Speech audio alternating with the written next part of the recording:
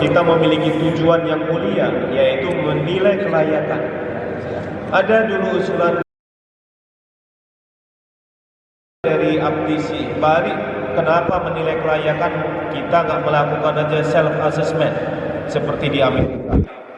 Iya, kalau di Indonesia self assessment Saya juga nitip ya Pak ya. unggul. Nitip ya Pak ya. Dan siapa yang mempercayai hasil unggulnya Indonesia? Karena memang masyarakat kita belum sadar mutu.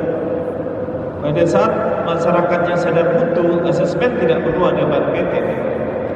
Ban PT hanya mengontrol. Tapi selama masyarakat kita belum taat azas, belum sadar mutu, memang asesmen harus dilakukan oleh penjaminan mutu eksternal, yaitu ban PT maupun LAM yang dibentuk pemerintah. Lanjut. Di dalam Permendikbud ini sudah jelas tujuannya mulia Bapak Ibu.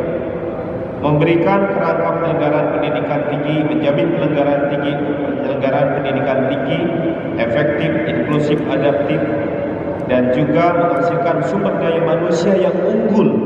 Jadi kalau di situ unggul itu adalah the ultimate goal, bukan standar minimum yang disenangi oleh sebagian besar perguruan tinggi. Bahkan menarik ke bawah, perguruan tinggi besar harusnya nggak boleh unggul, sudah sama rasa, sehingga tidak ada lagi akreditasi unggul untuk institusi, bayangkan. Padahal di sini dikatakan untuk menghasilkan sumber daya manusia yang unggul. Meskipun di situ disebut mendorong perguruan tinggi untuk secara berkelanjutan meningkatkan mutu, melampaui, sifatnya mendorong. Tapi yang wajib adalah memenuhi. Jadi di situ disebut SN Dikti wajib dipenuhi. Jadi kalau SN Dikti wajib dipenuhi itu adalah standar minimum. Apakah mau kampus sebesar UIN, Raden Patah hanya standar minimum? Tentu ini akan sama dengan kampus-kampusnya antah berantah. Dan ini nampaknya tertarik mundur memang. Untuk akreditasi institusi, di dalam aturan ini tidak ada lagi membedakan unggul maupun terakreditasi. Jadi institusinya hanya terakreditasi dan tidak terakreditasi. Sementara prodinya terakreditasi, tidak terakreditasi, unggul, terakreditasi internasional. Jadi ini yang seolah-olah senang untuk yang perguruan tinggi memang hanya pas-pasan. UIN sama dengan kami kok. ITB sama dengan kami.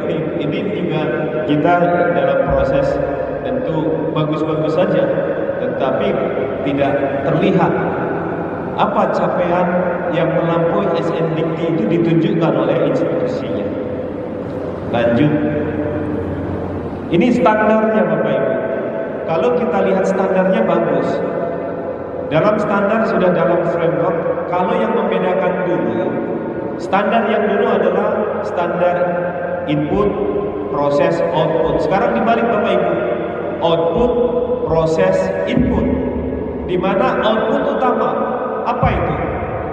Lulusan yang memiliki kompetensi, bukan lulusan yang sekedar pegang ijazah, lulus tepat waktu, kompetensinya nggak ada.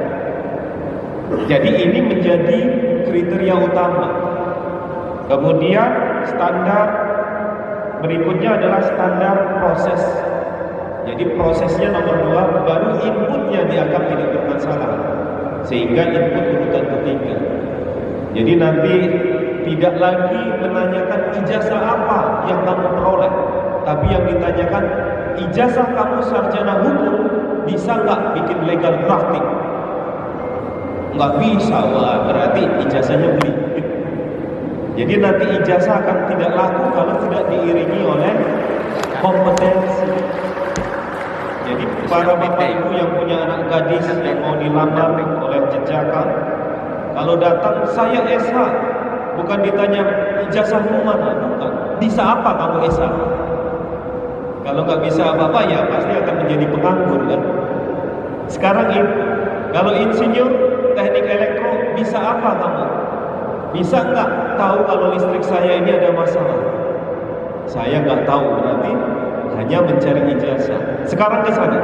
Jadi kami akan repot juga untuk menilai itu, bukan sekedar lulus tepat waktu, tapi yang dikejar adalah kompetensinya terpenuhi. Jadi nanti di kurikulum ada CPL-nya itu dibuktikan dengan kompetensi yang terpenuhi. Lanjut. Ini di kerangka standar tadi sama, Bapak Ibu. Tetapi Permendikbud ini lebih menegaskan bahwa perguruan tinggi harus memiliki uniqueness masing-masing. Apa? Diferensiasi misi. Karena di situ akan dibagi pembobotannya. Jadi nanti tergantung dari Pak Rektor menetapkan misi UIN kemana. Teaching University atau Teaching and Research University, Research and Entrepreneurial University. Ini Pak Direktur SDM sudah memanggil saya untuk rapat. Mari kita rapat. Karena nanti para dosen dinilainya berdasarkan SK Rektor.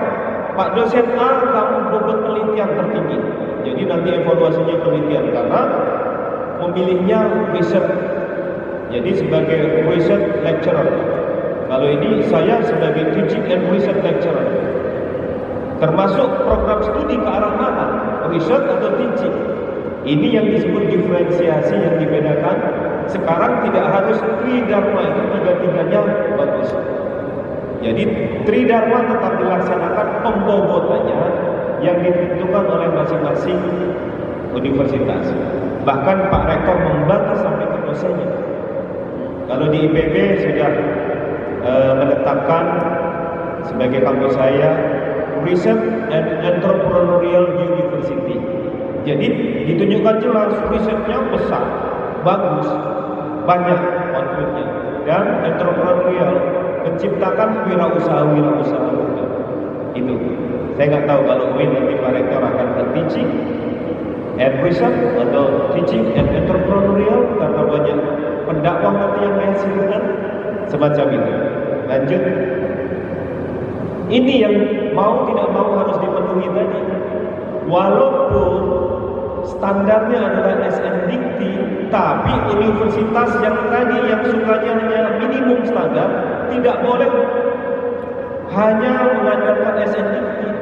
Pak Rektor, Bu Rektor harus menyusun standar diktinya masing-masing yang melampaui. Pak Ari melampauinya berapa? Bisa melampauinya 20%. UIN nggak mungkin kalau UIN Raden Plata masa melampauinya 20%. Pastilah melampauinya 200 atau 30%. Artinya apa? Kalau di standar 9 namanya IKT, indeks indikator kinerja tambahan. Ada indikator kinerja utama. Kalau di sini SNDikti. Contohnya apa? Kalau SNDikti dosen minimum 5, cukup master minimum. Tidak boleh perguruan tinggi hanya menyusun sesuai SNDikti yang akan macam-macam. UIN mungkin melampauinya dosennya 10, seluruhnya profesor. Wah, itu melampaui 1000%. Semacam itu. Jadi UIN pasti melampaui, dosennya ada 10, semuanya minimal doktor, profesornya 50%. Wah, itu hebat. Tapi kan kalau perguruan tinggi yang minimalis cukuplah, nggak usah melampaui dikit. Dosennya 6, 5 S2 saja, S3-nya 1. Itu artinya hanya melampaui sedikit di atas standar tinggi. Jadi semacam itu. Nanti ada standar pembelajaran itu harus melampauinya di atas. Ini yang menjadi amanah. Nanti ditunjukkan dari kemampuan standar tingginya itu sampai mana kemampuannya. Ini yang harus kita lihat juga. Baik, kemudian di sistem penjaminan mutu Bapak Ibu. Di sini dijelaskan. Lanjut di sistem penjaminan mutu kita. PDDikti. Jadi SBM kita sudah mengacu PDDikti. Karena SBM ini Bapak Ibu juga mengacu PDDikti. PDDikti wajib. Kalau PDDikti tidak bisa dipenuhi dengan baik, maka otomasi tidak akan bisa dilampaui. Pelaksanaannya sama, PPMPP, di mana senantiasa dia harus terus meningkat. Jadi pelaksanaan PPMPP dilaksanakan, dievaluasi, dikendalikan, dan kemudian dikembangkan. Setelah dievaluasi, oh ini harus dikembangkan, ada peningkatan. Lanjut, ini yang menjadi harapan Permendikbud kita, yaitu munculnya budaya mutu, culture. Jadi culture quality culture. Ini harapannya. Kalau semua sudah paham mutu, suatu saat mungkin tidak perlu ada eksternal, akreditasi eksternal dari BNPT atau LAM, tapi pemerintah tinggal mengendalikan. Kemudian relevansi, Tridharma harus dilakukan dengan relevan dengan kebutuhan tenaga kerja, kebutuhan industri, sehingga kurikulum harus diupdate, disesuaikan dengan kebutuhan lulusan. Akuntabilitas, permasalahan terbesar di PTS adalah akuntabilitas tata kelola. Karena pada saat pemilik utama meninggal, digantikan anak-anaknya rebutan, seolah-olah itu adalah tempat menghasilkan uang. Akhirnya berantakan universitas. Ini terjadi banyak sekali di universitas swasta. Kemudian yang terakhir adalah diferensiasi misi. Jadi masing-masing universitas memiliki misi yang menunjukkan keunikan dari universitas tersebut. Keunikan itu harus ditunjukkan. Lanjut, ini yang saya katakan tadi, Bapak Ibu. Bapak Ibu pada saat ini sudah terakreditasi semua, AIPT-nya maupun APS. Karena itu dinilai sebagai perguruan tinggi yang sudah terakreditasi, yang proses perpanjangannya bisa menempuh jalur ini. Jadi AIPT ini bisa asesor oleh asesmen, umpamanya terpenuhi. Kalau tidak terpenuhi maka dia tidak terakreditasi. Dan yang saya katakan, izin pendiriannya 6 bulan kemudian dicabut, karena waktu 6 bulan diberikan waktu untuk meluluskan mahasiswa yang mau lulus atau memindahkan mahasiswa ke prodi lain atau perguruan tinggi lain. Dan ini yang disebut otomasi tadi, Perban PT nomor 5. Kami sudah menerbitkan Perban PT nomor 5 2024. Jadi pada saat Bapak Ibu AIPT-nya, akreditasinya masih ada, Bapak Ibu diam saja, tidak melakukan proses reakreditasi. Kalau itu kan dari reakreditasi, maka akan terkena otomasi. Otomasi Perban PT-nya sudah terbit. Kapan dijalankan? Kami akan proses menjalankannya bulan Juni ataupun Agustus. Dan ini kapan yang terkena? AIPT, akreditasi institusi perguruan tinggi Bapak Ibu, yang akan berakhir mulai Januari ke atas, itu akan terkena pantau otomasi. Kalau terkena pantau otomasi, apa hasilnya? Dari terakreditasi unggul, terakreditasi baik sekali, atau terakreditasi B, maka hanya mendapat keluaran T dan TT. Terakreditasi dan tidak terakreditasi. Jadi nggak boleh komplain nanti, loh kami unggul, iya, nanti jadi T dan TT. Begitu juga untuk APS, kalau melalui mekanisme otomasi semuanya akan menjadi T dan TT. Tapi kalau kami nggak mau, Pak, diberikan kesempatan sampai 31 Desember 2024 Bapak Ibu mengajukan reakreditasi. Jangan ditunggu, jangan minta PEPA atau jangan minta otomasi, nanti akan menjadi TNTT. Jadi reakreditasi silakan siapkan orangnya, yang masih baik bisa langsung unggul, yang masih baik sekali juga bisa unggul, tapi yang unggul tidak bisa reakreditasi karena kriteria 9 mengatakan reakreditasi hanya diperuntukkan bagi prodi ataupun perguruan tinggi yang ingin naik peringkat. Jadi kalau memang perguruan tingginya mau berakhir 2025 tapi sudah dapat A atau unggul, ya tinggal menunggu waktu untuk dapat T. Tapi kalau yang mengajukan reakreditasi yang peringkatnya di bawah, kami proses, kami tetapkan di 2025 mendapat akreditasi unggul seperti UIN ini mendapat unggul, akan berlaku sampai 2029. Dan saat itu presidennya sudah ganti lagi, aturannya ganti lagi. Belum tentu aturan ini akan langgeng. Masalahnya itu sekarang tinggal pilih, mau diotomasi menjadi T, menderita selamanya sampai 5 tahun ke depan, atau mau dapat unggul, merasakan unggul sampai 2029 dengan presiden baru lagi. Itu peluangnya. Jadi nanti akan banyak jenis juga. Kami udah dapat A unggul tapi akan berakhir di 2025 tengah. Kami terpaksa menjadi T nanti karena yang unggul nggak bisa. Nah, ini peluang untuk UIN Raden Intan untuk menaikkan peringkat unggul dan insya Allah dunia sampai 2029. Kalau prodi baru lanjut, untuk yang prodi baru lanjut. Prodi baru tidak repot memang. Pada saat mendapatkan SK pendirian dari Pak Irjen atau dari Kemenang, lapor ke kami langsung diberi 5 tahun akreditasi sementara. AIPT-nya langsung diberi 8 tahun akreditasi sementara.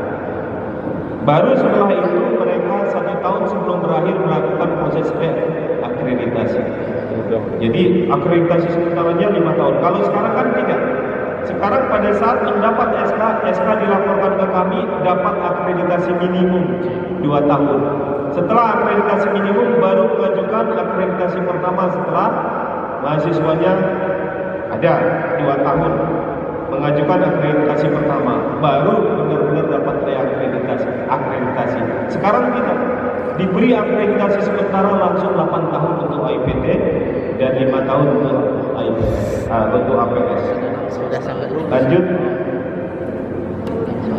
Ini yang kita proses Bapak Ibu.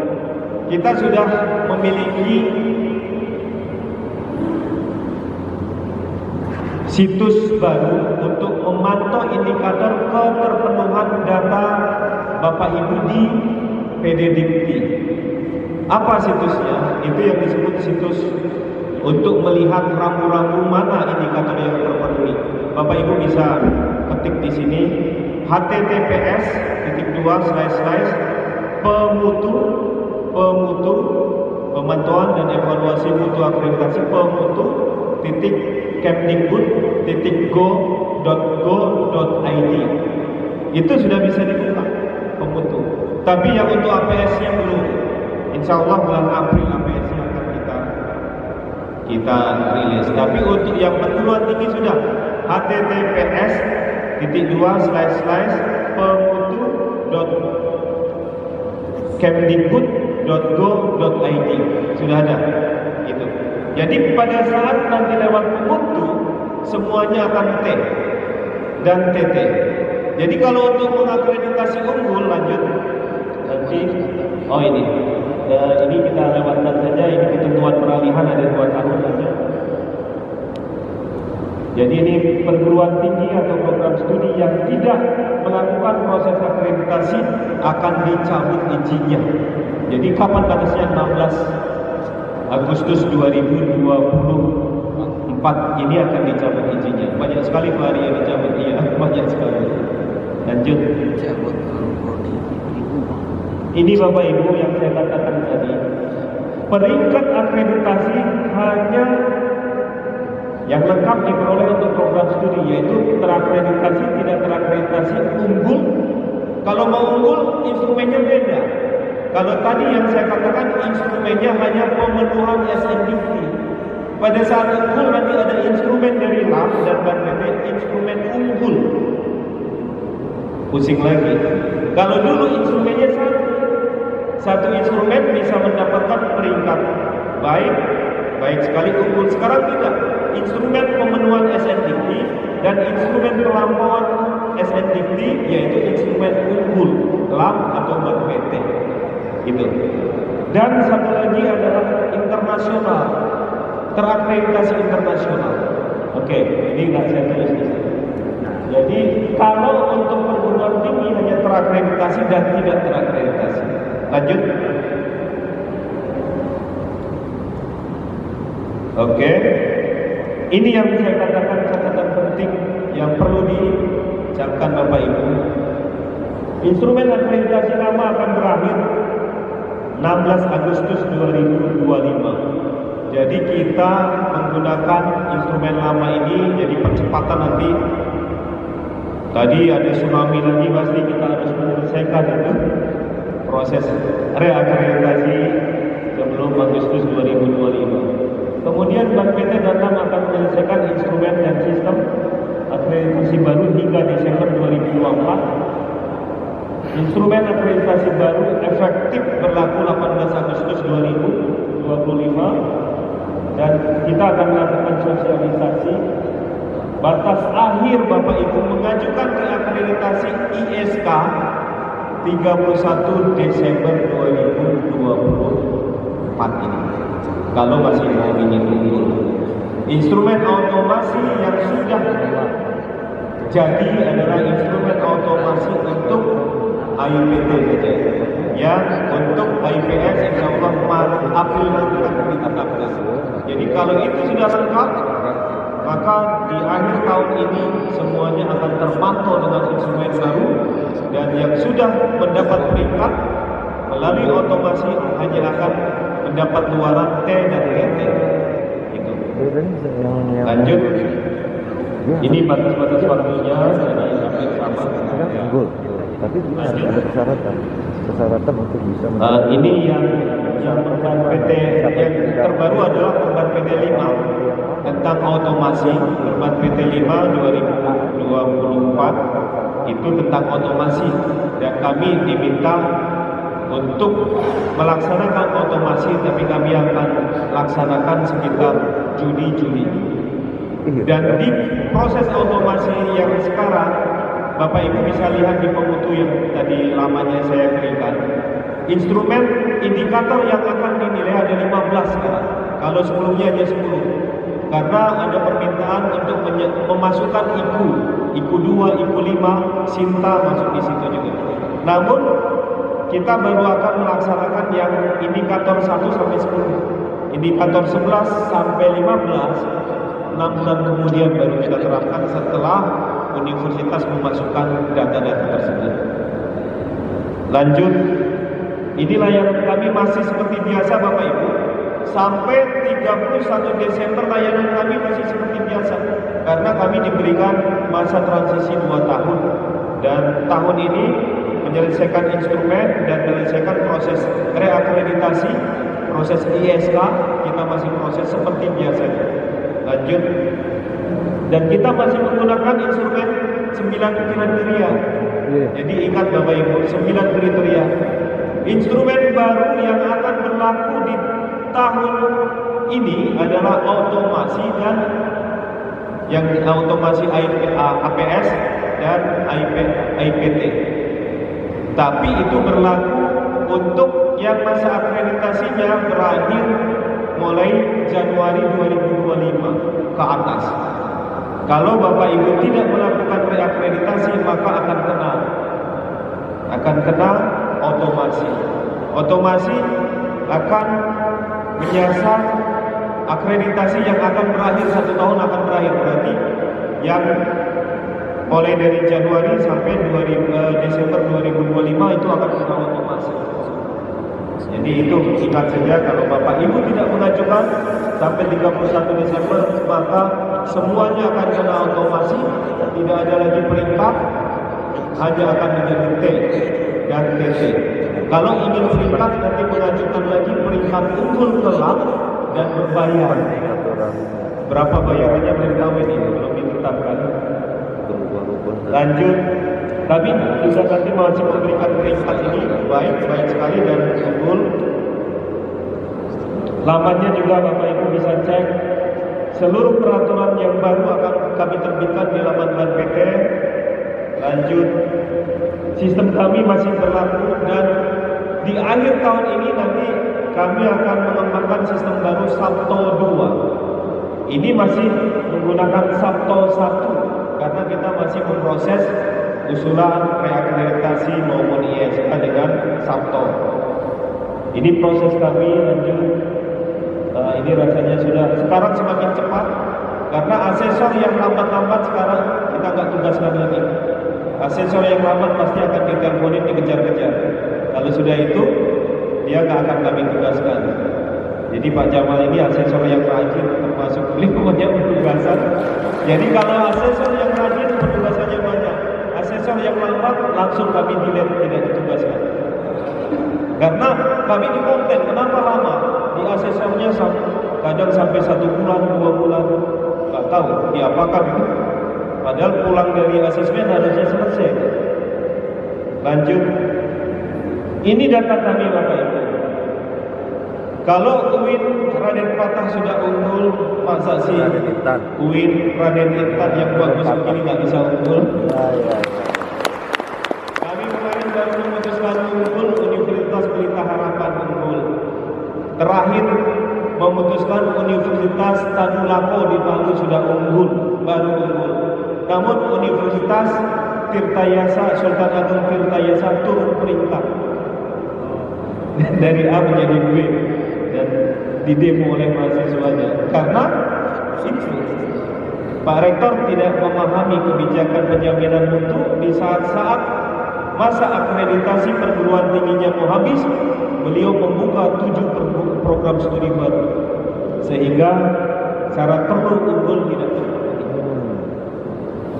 Ini yang saya katakan tadi Bapak Ibu. Ini UIN Raden Intan. Karena masih ada 6 program studi itu masih kosong. Mungkin harus diurus itu karena nanti kalau kami tetapkan peringkatnya unggul, tapi syarat perlu peringkat unggul tidak terpenuhi nanti jadi masalah. Pak Rektor mohon ada 6 ini yang sertifikat profesi guru aktif itu harusnya akreditasinya muncul akreditasi minimum. Tapi belum muncul, mungkin harus diurus di PDDT. Akidah dan filsafat atau akreditasinya mungkin belum keluar, tapi itu tidak boleh kosong nanti. Minimal baik. Manajemen bisnis syariah juga ada 2 lagi. Itu harus tidak boleh kosong nanti. Karena pada saat penetapan, bila ini kosong data PDDT, maka akan ditunda penetapannya. Dan mohon tim PDDT karena Pak Rektornya juga namanya belum tercatat. Pengelola PDDT, mohon nanti dilihat Pak Rektornya masa tak ada namanya sudah. Kasihan juga. Karena mohon maaf, mungkin harus dicek sekarang PDDT ini vital sekali. Kalau perlu ditungguin orang PDDT, tolong diperbaiki. Baik. Lanjut. Ini adalah strategi unggul.